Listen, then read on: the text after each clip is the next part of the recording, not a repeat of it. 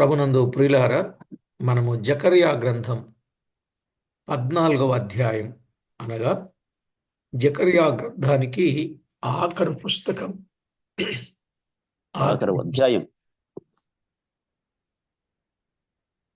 కరెక్ట్గా విన్నారు. ఆఖరు అధ్యాయం. ఓకేనండి, మంచిది. మీరేం వినుచున్నారో జాగ్రత్తగా చూసుకోండి. అంటే ఒక్కరే విన్నారా, అందరూ విన్నారా? అందరూ విన్నారు. జకర్యా గ్రంథం ఆఖరు అధ్యాయం మొదటి నుండి 8 వచనాలు చదువుకుందాం. జకర్యా గ్రంథం 14వ అధ్యాయం మొదటి నుండి 8 వచనాలు. ఇదిగో, యెహోవా దినము వచ్చుచున్నది, అందు మీ వద్ద దోచబడిన సొమ్ము పట్టణములోని విభాగింపబడును. ఎలయనగా యెరూషలేము మీద యుద్ధము చేయుటకు నేను అన్యజనులందరినీ సమకూర్చబోచున్నాను. పట్టణము పట్టబడును, ఇండ్లు కొల్లపెట్టబడును, స్త్రీలు చెరుపబడుదురు. పట్టణములో సగం మంది చెరపట్టబడి పోవుదురు. అయితే శేషించు వారు నిర్మూలము కాకుండా పట్టణములో నిలుతురు. అప్పుడు యెహోవా బయలుదేరి తాను యుద్ధకాలమున యుద్ధము చేయు రీతిగా ఆ అన్యజనులతో యుద్ధము చేయను. ఆ దినమున యెరూషలేము ఎదుట తూర్పు తట్టుననున్న ఒలీవ కొండ మీద ఆయన పాదములుంచగా, ఒలీవ కొండ తూర్పు తట్టునకును పడమటి తట్టునకును నడిమికి విడిపోయి సగము కొండ ఉత్తరపు తట్టునకును సగము కొండ దక్షిణపు తట్టునకును జరుగును గనుక విశాలమైన లోయ ఒకటి ఏర్పడును. కొండల మధ్య కనబడు లోయ ఆజీలు వరకు సాగగా మీరు ఆ కొండ లోయలోనికి పారిపోవుదురు. యోధారాజైన ఉజ్జియా దినములలో కలిగిన భూకంపమునకు మీరు భయపడి పారిపోయినట్లు మీరు పారిపోవుదురు. అప్పుడు నీతో కూడా పరిశుద్ధులందరూ వచ్చెదరు. నా దేవుడైన యెహోవా ప్రత్యక్షమగును. యెహోవా ఆ దినమున ప్రకాశమానమగునని సంకుచితములు కాగా వెలుగు లేకపోవును. ఆ దినము ప్రత్యేకమైనదిగా ఉండును. అది యెహోవాకు తెలియబడిన దినము. పగలు కాదు, రాత్రి కాదు, అస్తమయ కాలము, వెలుతురు కలుగును. ఆ దినమున జీవజలములు యెరూషలేములో నుండి పారి సగము తూర్పు సముద్రమునకును సగము పడమటి సముద్రమునకును దిగును. వేసవి కాలమందును చలికాలమందును అలాగునని జరుగును. చదవబడిన ఈ లేఖనం కొరకై ప్రార్థన చేసి వాక్యాన్ని విందామండి. ప్రార్థన చేసుకుందాం. ప్రతి ఒక్కరూ ప్రార్థనలో ఏకీభవించండి. అద్వితీయ సత్యదేవుడవైన మా ప్రియ ప్రభువా, పూజార్హుడవైన మా తండ్రి, కరుణా సంపన్నుడా, అద్వితీయ సత్యదేవుడా, ఆరాధ్య దైవమా, మీ ఘననామానికి స్తోత్రములు, వందనములు చెల్లిస్తున్నా. మా ప్రభువా, మీ దివ్య లేఖనములో నుండి సంగతులను మేము సరిగా ధ్యానము చేయగలిగి మీ నామానికి మహిమ ఆపాదించగలుగునట్లు మమ్మను మీరు సిద్ధపరచండి. మీ కృపతో జ్ఞాపకం చేసుకోండి. మాకు కావలసిన సందేశమును మీరు అందించి మమ్మను సరిచేసి సమాధానపరిచి సంతోషముతో నింపి సమృద్ధితో నింపి మీ సేవ కొరకు సాధనాలుగా ఉపయోగించి మహిమ పొందుతారని కోరుచు మా ప్రభువైన యేసు క్రీస్తు నామమున స్తోత్రము చెల్లించి స్తుతించి ప్రార్థించి వినయులమై వేడుచూ ఉన్నాము తండ్రి, ఆమేన్. ప్రభునందు ప్రియులారా, మనము చదువుకున్న ఈ వచనాలలో ముఖ్యంగా ఈ జకర్యా గ్రంథం 14వ అధ్యాయములో 1 ప్రపంచ యుద్ధం, 2 మెస్సియా రాక, 3 రాజ్యం. ఈ 3 విషయాలు మనము తేటగా గమనించవచ్చు. ఇందులో ముఖ్యాంశం ప్రపంచ యుద్ధం, మెస్సియా రాక, రాజ్యం. ఇందులో క్రీస్తు ప్రభు కూడా స్పష్టంగా కనబడతారు. క్రీస్తు ప్రభువును గురించి రారాజైన క్రీస్తు రారాజైన క్రీస్తును గూర్చిన సంగతి. ఇందులో 14వ అధ్యాయంలో 21 వచనాలు ఉన్నాయి. 14వ అధ్యాయంలో 21 వచనాలు ఉన్నాయి. 1 నుండి 8 వచనాలు మనం చదువుకున్నాం కదా. 1 నుండి 8 వచనాలు ప్రపంచ యుద్ధం, మెస్సియా రాక. ప్రపంచ యుద్ధం, మెస్సియా రాక. అలాగే 9 నుండి 11 వచనాలు 9 నుండి 11 వచనాలు రాజ్య వైశాల్యము, దేశ పవిత్రత. రాజ్య వైశాల్యము, దేశ పవిత్రత. ఇక 12 నుండి 15 వచనాలు 12 నుండి 15 వచనాలు శత్రువుల నాశనం, ఆస్తి సమకూర్చబడుట. శత్రువుల నాశనము, ఆస్తి సమకూర్చబడుట. ఇక 16 నుండి 21 వచనం 16 నుండి 21 వచనం దైవ ఆరాధన ప్రతిష్ఠిత. దైవ ఆరాధన ప్రతిష్ఠత. ఇలాగున 1 నుండి 21 వచనాలలో ప్రపంచ యుద్ధం, మెస్సియా రాక, రాజ్య వైశాల్యం, దేశ పవిత్రత, శత్రువుల నాశనం, ఆస్తి సమకూర్చబడుట, దైవ ఆరాధన ప్రతిష్ఠత. ఈ అధ్యాయం యొక్క ఉపోద్ఘాతం. ఈ అధ్యాయం యొక్క ఉపోద్ఘాతం ఏమంటే, సర్వ ప్రపంచ ప్రజలు ఇశ్రాయేలీల మీద యుద్ధము చేయుట. సర్వ ప్రపంచ ప్రజలు ఇశ్రాయేలీల మీద యుద్ధము చేయుట.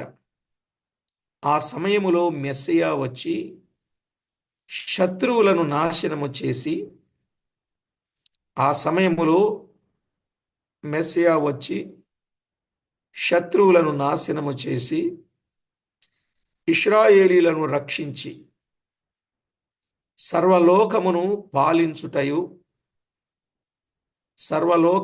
పాలించుటయు ఆయన రాజ్యములోని స్థితిగతులను ఈ అధ్యాయములో చూస్తాం. ఇశ్రాయేలీలను రక్షిస్తాడు, సర్వలోకాన్ని పాలిస్తాడు. ఇవి ఆయన రాజ్యములోని స్థితిగతులు. దీనిలో కొంత ధ్యానాన్ని మనం ఆలోచన చేస్తే 1 నుండి 8 వచనాలు ప్రపంచ యుద్ధం. 1 నుండి 8 వచనాలు ప్రపంచ యుద్ధం. ఇందులో మెస్సియా రాక, యెహోవా దినములలోని ఉగ్రత దినము, తీర్పు దినము. యెహోవా దినములలోని ఉగ్రత దినము, తీర్పు దినం. అది ఆయన ఆగమన సమయమున, ఆయన ఆగమనకు ముందుగా సర్వ ప్రపంచ ప్రజలు ఇశ్రాయేలీల మీదికి యుద్ధమునకు కూడుదురు. యుద్ధానికి కూడుకుంటారు. ఆ దినములలో క్రీస్తు విరోధి తన ప్రతిమను తెచ్చి పరిశుద్ధ స్థలమందు నిలుపుతాడు. అలా నిలపడమే కాకుండా పూజింపమని కూడా కోరతాడండి. క్రీస్తు విరోధి ఏం చేస్తాడు? ఒక ప్రతిమను తెస్తాడు, అది పరిశుద్ధ స్థలమందు నిలుపుతాడు, దాన్ని పూజింపమని కోరతాడు. ఆ విగ్రహారాధన పూజను ఇశ్రాయేలీలు విసర్జిస్తాడు. ఆ విగ్రహారాధన ఇశ్రాయేలీలు ఆ పూజను విసర్జిస్తారు. అందువలన అతడు ఇశ్రాయేలీలను బహుశ్రమల పాలు చేసి ప్రపంచ యుద్ధమునకు తలపడేటట్టు చేస్తాడు. అతడు ఇశ్రాయేలీలను బహుశ్రమల పాలు చేసి ప్రపంచ యుద్ధమునకు తలపడేటట్టుగా చేస్తాడు. వచనాలు లేకపోలే, మీరు రాసుకోండి, తర్వాత చూడండి. మత్తయి వ్రాసిన సువార్త 24వ అధ్యాయం 15వ వచనం. మత్తయి వ్రాసిన సువార్త 24వ అధ్యాయం 15వ వచనం మరియు 21వ వచనం. అలాగే దానియేలు గ్రంథం 9వ అధ్యాయం 26, 27 వచనాలు. దానియేలు గ్రంథం 9వ అధ్యాయం 26, 27 వచనాలు.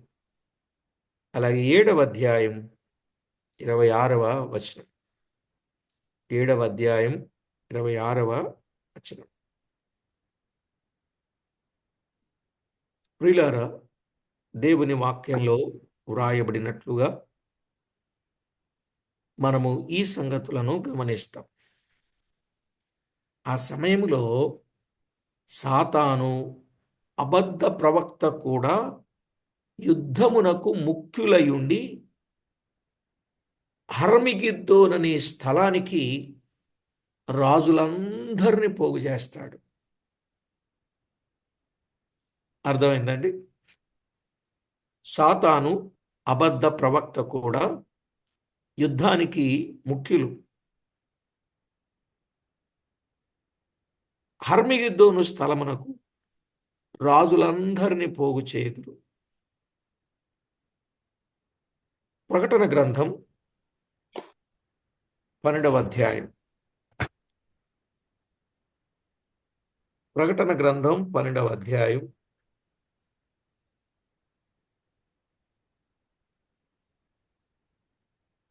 17వ వచనాన్ని మనం చదువుకుంటే, ప్రకటన గ్రంథం 12వ అధ్యాయం 17వ వచనం.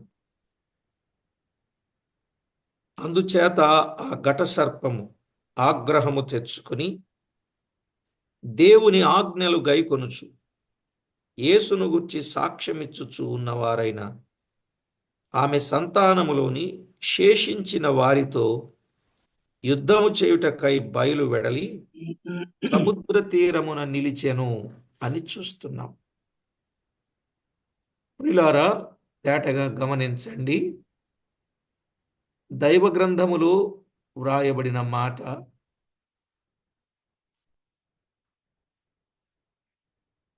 ఘట సర్పము ఆగ్రహము తెచ్చుకొని, ఈ ఘట సర్పానికి సహాయకులుగా ఉన్నవారెవరు?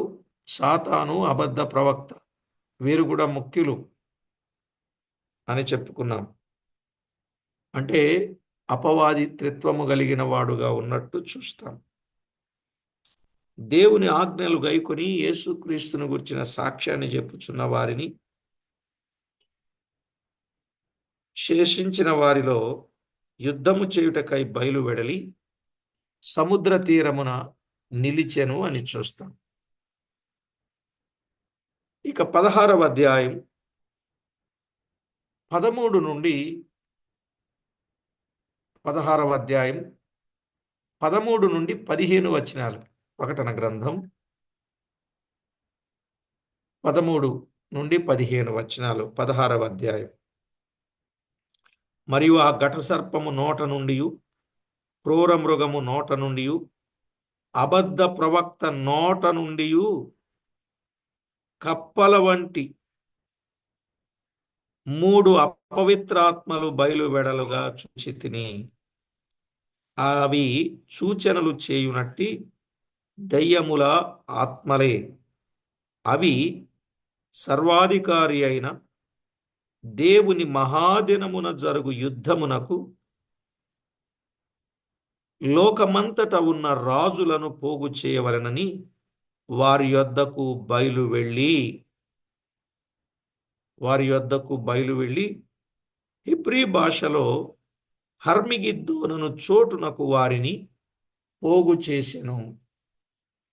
హర్మిగిద్దోనను చోటునకు వారిని పోగు చేసెను అని చూస్తున్నాం. గమనించారండి?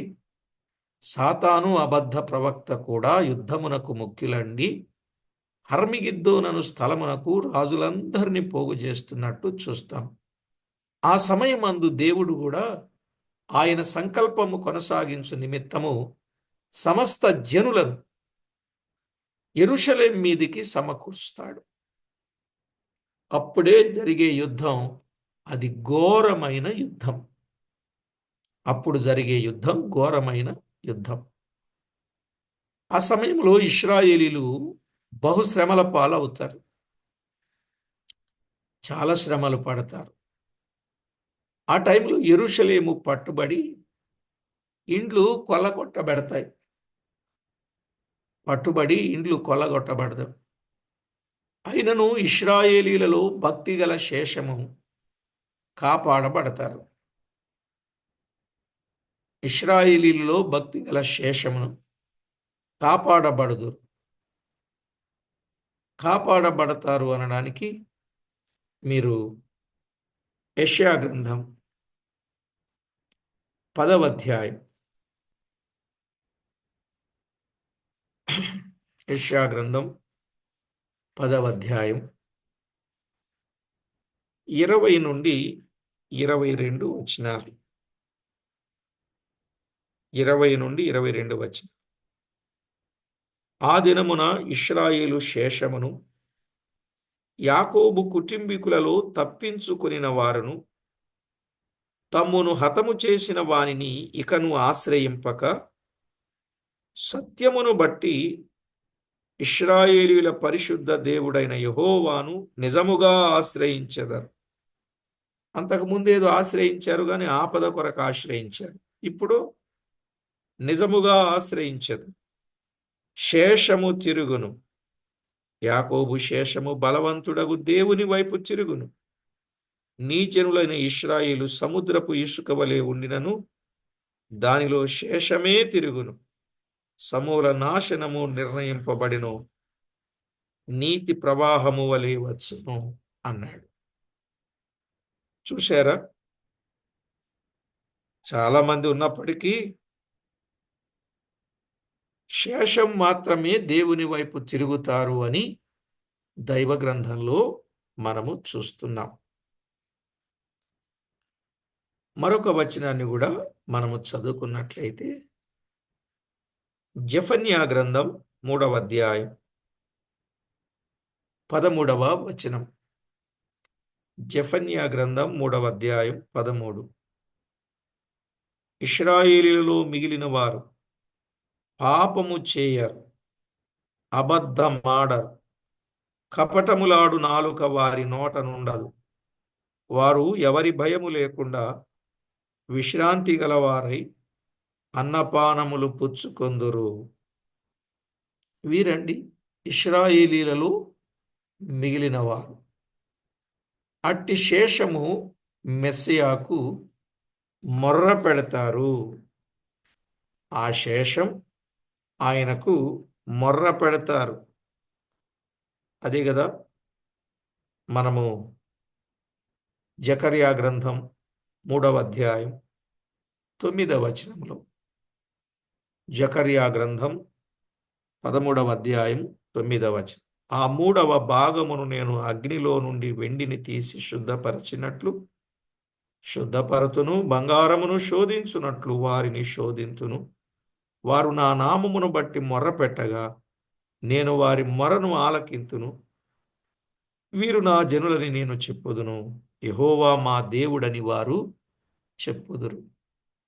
ఈ విధంగా ప్రియులారా మొర్ర పెడతారు.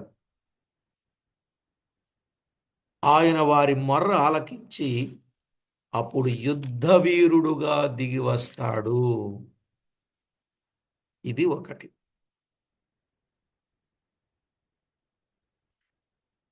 ఆయన అప్పుడు యుద్ధ వీరుడుగా దిగి వస్తాడు.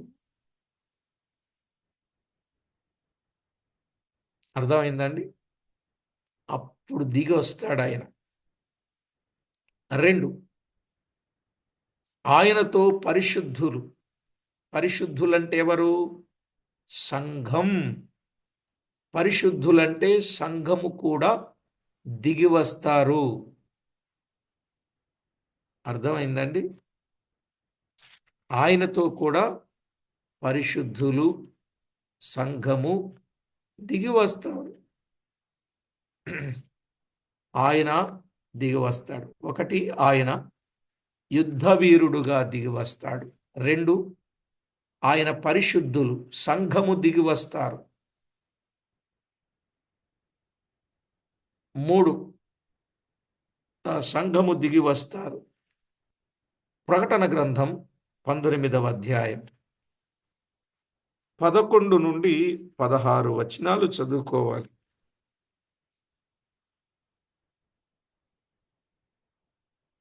11 నుండి 16 వచనాలు.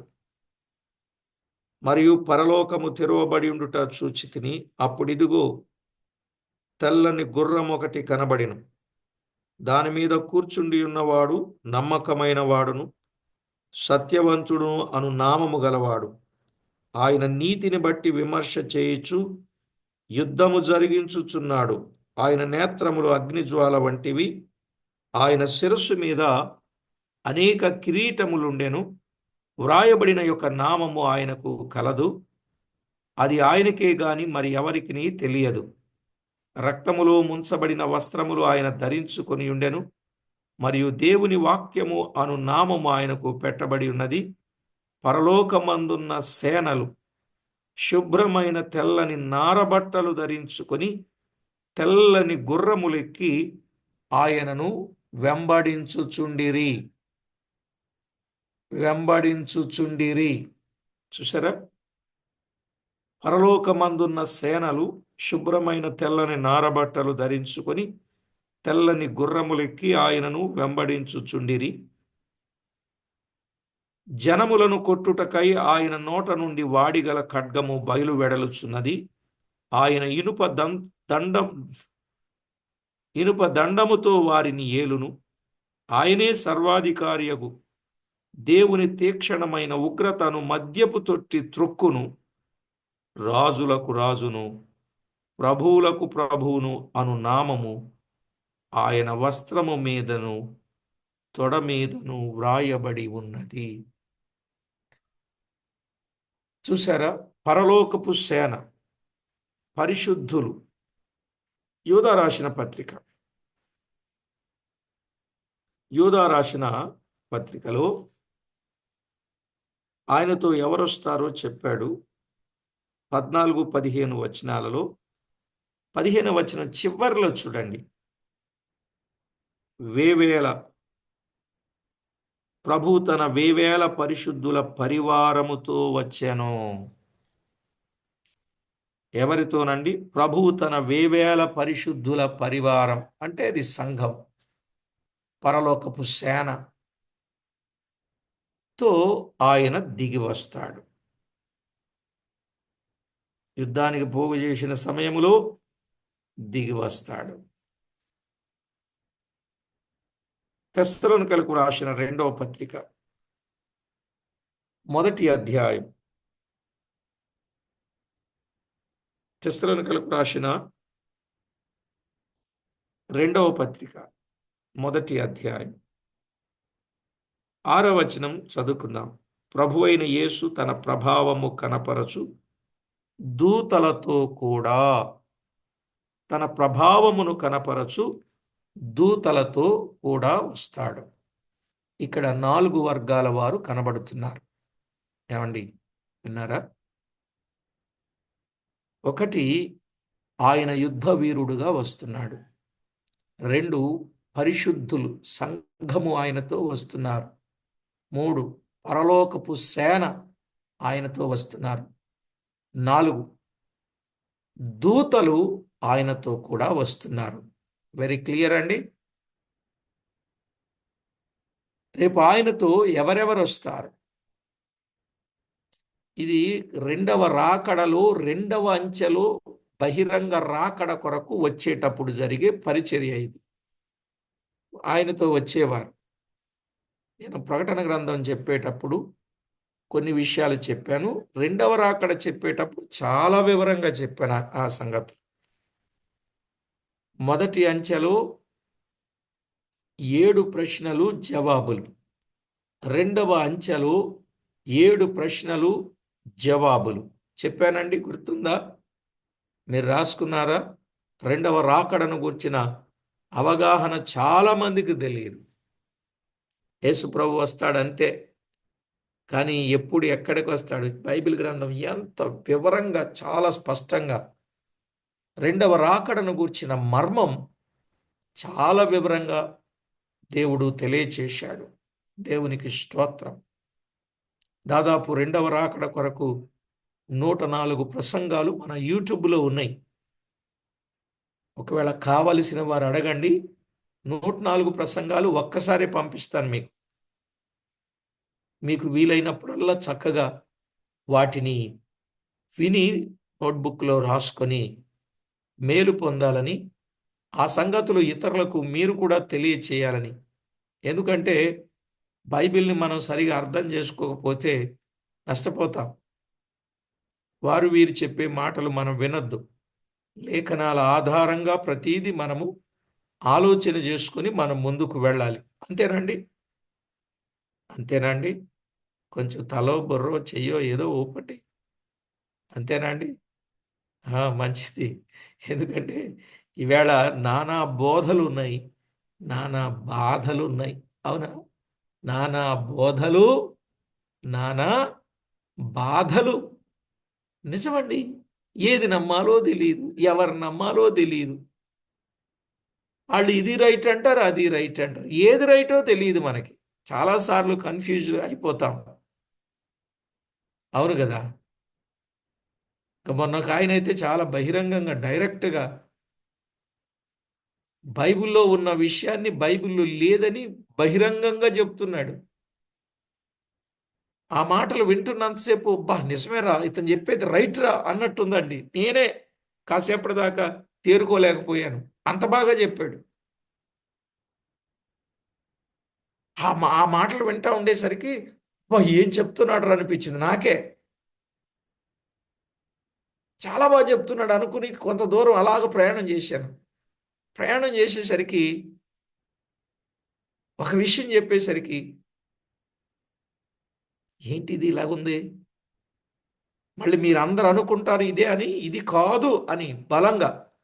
అందుకు నేను ఇన్ని పుస్తకాలు చదివాను, అన్ని పుస్తకాలు చదివాను, బైబిల్ ఇన్నిసార్లు చదివాను, ఇవన్నీ చెప్పుకుంటూ చెప్పుకుంటూ వచ్చాడు. అసలు రెఫరెన్స్ చెప్పడం మానేశాడు. అక్కడే ఉంది ఆయన చెప్పే దగ్గరే. ఆ రెఫరెన్స్ చూసినప్పుడు అమ్మో, ఈ తప్పుడు బోధ, ఈ మాటల వరవడిలో ప్రజలు మోసపోయి గొర్రెల్లాగా వెళ్ళిపోతున్నారు తప్ప ఈ వాస్తవాలను చదివే జ్ఞానం, ఆత్మీయ నేత్రాలు వెలిగింపబడకుండా భలే మూసేస్తున్నారు అనిపించిందండి. ఇక పేరు ప్రస్తావన మనకు వద్దు, కానీ మీకే దొరుకుతాయి యూట్యూబ్లో బోలెడని. అలాగున్నారండి. అందుకే జాగ్రత్త. పిన్ టు పిన్ వాక్యాన్ని, వచనాన్ని చదవాలి మీరు. వాళ్ళ మాటలు వీళ్ళ మాటలు నమ్మొద్దు దయచేసి. అలా నమ్మి వాళ్ళ వెనకాల వెళ్తే వాళ్ళు ఈడ్చుకుపోతారు. చెప్పాడు కదా, వంకర మాటలు చెప్పేవారు మీలో కొందరు ఉంటారు, వారు మందను కనికరింపరు, మందను ఈడ్చుకొని పోతారని చెప్పలేదండి ఎఫెసు సంఘ పెద్దలతో? మిలేతులో వర్తమానం పౌలు చెప్పలేదా? చెప్పాడు. చాలా జాగ్రత్త అండి, భయం వేస్తుంది. ఎట్లా లాక్కుపోతారో వాళ్ళ మంచి మాటలు, వాళ్ళ చక్కని వరవడి, వారి way of style, way of dress dress code, ఇవన్నీ చాలా చక్కగా డిగ్నిఫైడ్గా ఉండి, అబ్బా చూస్తా ఉంటే వీళ్ళు చెప్పేది నమ్మాలరా అన్నట్టుగా అనిపించేస్తుంది. ఏదో నలిగిపోయిన బట్టలు, చెదిరిపోయిన జుట్టు, మాసిపోయిన గెడ్డం, ఇవన్నీ ఉండి చెబుతూ ఉంటే ఏం పిచ్చోడు, ఏం చేయవు, నీకేం తెలుసు అన్నట్టున్నారండి. నిజమా కాదు?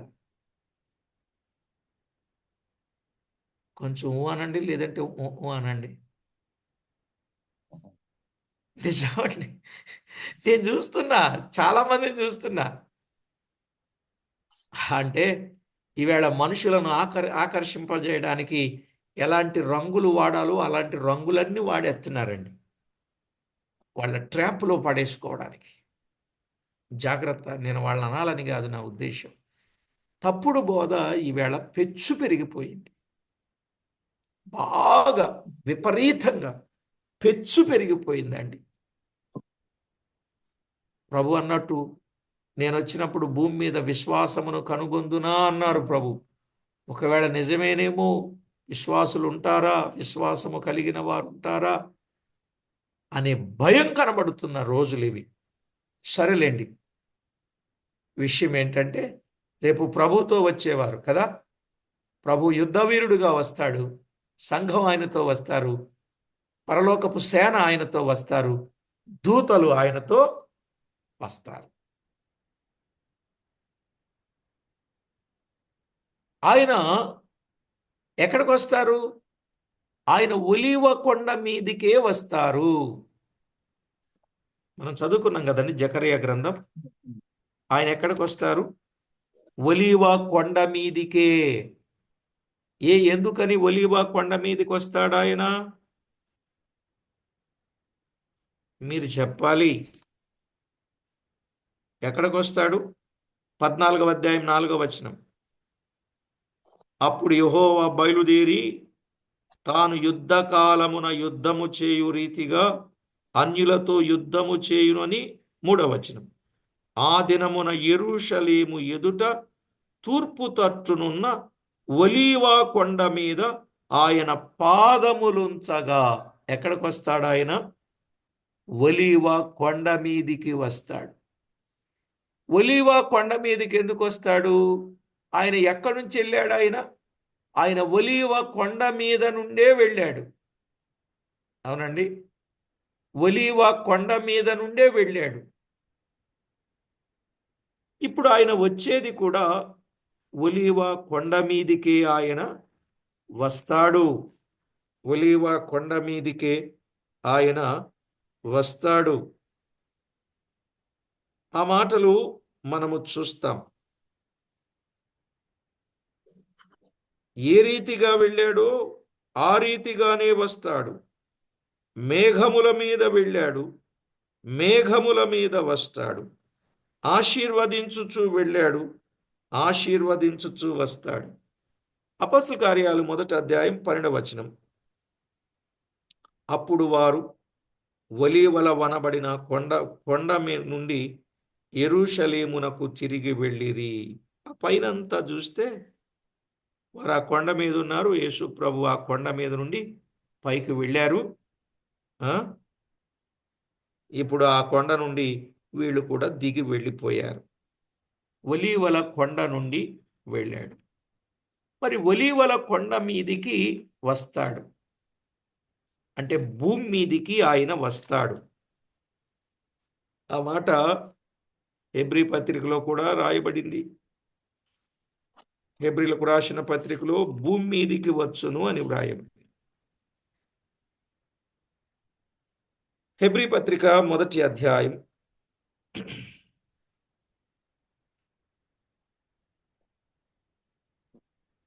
6వ వచనం.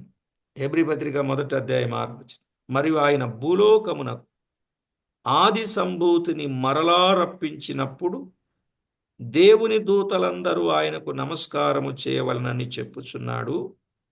తన దూతలను వాయువులుగాను తన సేవకులను అగ్నిజ్వాలలను గాను చేసుకొనువాడు. తన సేవకులను అగ్నిజ్వాలలను గాను చేసుకొనువాడు. అర్థమైందండి? కనుక ఆయన భూమి మీదికి వస్తాడు, అది కూడా ఒలీవల కొండ మీదికి ఆయన వస్తాడు. అప్పుడేం జరుగుద్ది? 4వది అపొస్తలుల కార్యాలు 1:9-12. ఆయన ఒలీవ కొండ మీద పాదములుంచగా ఆ కొండ తూర్పు పడమరకు నడుముగా విడిపోయి కొండ ఉత్తరమునకు సగము, కొండ దక్షిణమునకు సగము జరుగుతుంది. ఉత్తరానికి దక్షిణానికి జరుగుతుంది. ఇటీవల కాలములో ఆ కొండ మీద పెద్ద హోటల్, 7 స్టారు ఇంకేదో పెద్ద హోటల్ కట్టాలని తలంచారు కొందరు ఇంజనీర్లు. అక్కడ ఉన్నటువంటి మట్టిని తీసి పరీక్షిస్తే ఆ సాయిల్ వాళ్ళ ఆ పరీక్షలో తేలింది ఏంటంటే కొద్ది కాలంలోనే కొండ బద్దలైపోయే సూచనలు ఉన్నాయని చెప్పారు. అందువల్ల అక్కడ హోటల్ కట్టడం మానేసేశారు. అంటే ఇవన్నీ సాక్ష్యాలు. కాబట్టి ప్రియులారా, దైవ సత్యాలు ఎంత వాస్తవమో మనం అర్థం చేసుకోవాలండి. దైవ సత్యాలు ఇది అక్కడ సత్యమై నెరవేరుతుంది. భూమి మీద పెద్ద భూకంపము కూడా కలుగుతుంది అన్నాడు. భూమి మీద పెద్ద భూకంపము కూడా కలుగును అన్నాడు. 5వ వచనం కదా, భూకంపము కలుగును. అలాంటి భూకంపం 5వది ఉజ్జియా దినములలో జరిగెను. ఎక్కడన్నాడు? ఉజ్జియా దినములలో, యూదారాజైన ఉజ్జియా దినములలో కలిగిన భూకంపమునకు మీరు భయపడి పారిపోయినట్లు మీరు పారిపోవుదురు.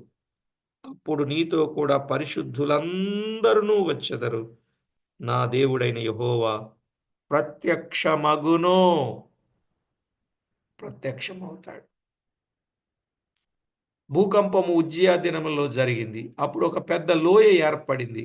4-5 వచనాల్లో అది యెహోషాపాతు లోయ అని, అక్కడ తీర్పు జరుగునని, అన్యజనులు సమకూర్చబడి తీర్పు తీర్చబడునని బైబిల్లో వ్రాయబడింది. ఎక్కడ? యోవేలు గ్రంథం. రాసుకోండి రెఫరెన్స్లు కొన్ని. యోవేలు గ్రంథం 3వ అధ్యాయం 2వ వచనం. యోవేలు గ్రంథం 3వ అధ్యాయం 2వ వచనం. అన్యజనాంగములకు తీర్పు. మత్తయి 24, 29 నుండి 31. 24, 29 నుండి 31. 25, 30 నుండి 46. 25, 30 నుండి 46. అప్పుడు సూర్యచంద్రులలో కూడా గొప్ప మార్పు సంభవిస్తుంది. 6-7 వచనాలు.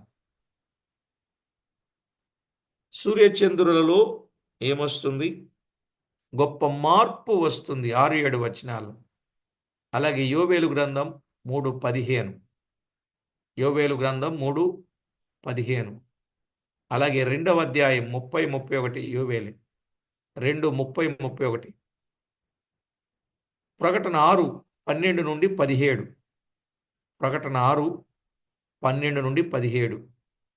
ఇట్టి భయంకరమైన దినములు కాకమునుపే ప్రతివారు ప్రభువును అంగీకరించి రక్షించబడుట ఆశీర్వాదకరము.